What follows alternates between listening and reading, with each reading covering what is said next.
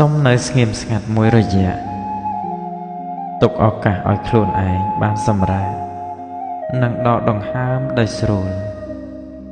ហើយផ្ដល់ឱកាសឲ្យវាទទួលយកនៅការពិតមួយដែលកំពុងតែកើតឡើង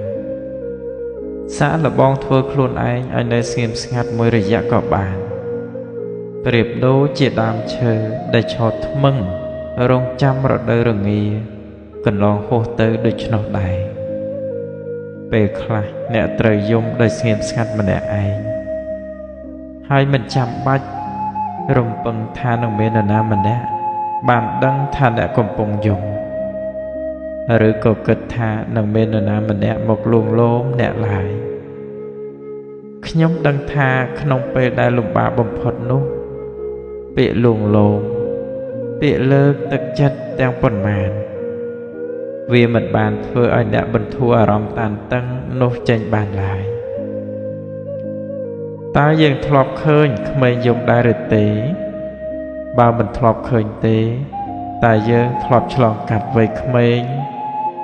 ដែលធ្លាប់ស្រែកទ្រហោយំដោយសាររឿងអ្វីមួយដែរឬទេ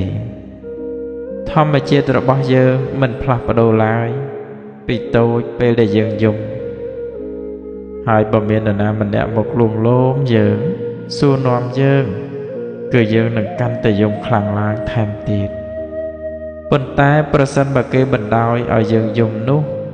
យើងនឹងឈប់យំនៅពេលដែលយើងហត់នេះហើយដែលថាយើងមិនគួរបង្ខំខ្លួនឯងឡើយហើយក៏មិនត្រូវឲ្យនរណាម្នាក់មកបង្ខំយើងនោះឡើយបើយើងមានអារម្មណ៍ថាចង់យំចូលយំចុះហើយពេលដែលយើងយំអស់ចិត្តឬហត់នឿយនឹងការយំសោកនេះហើយយើងនឹងភ្ញាក់ខ្លួនហើយថាមិនត្រូវ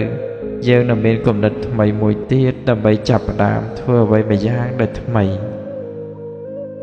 ដោយហេតុនេះហើយយើងមិនគួរវិនិច្ឆ័យលើនរណាម្នាក់ផ្ដេសផ្ដាស់នោះឡើយ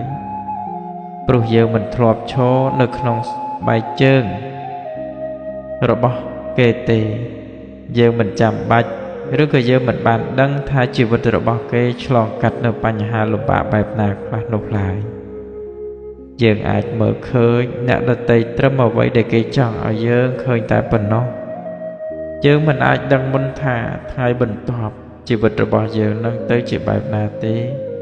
ព្រោះជីវិតនេះវាមិនទៀងទាត់សោះឡើយអត្ថបទជីវិត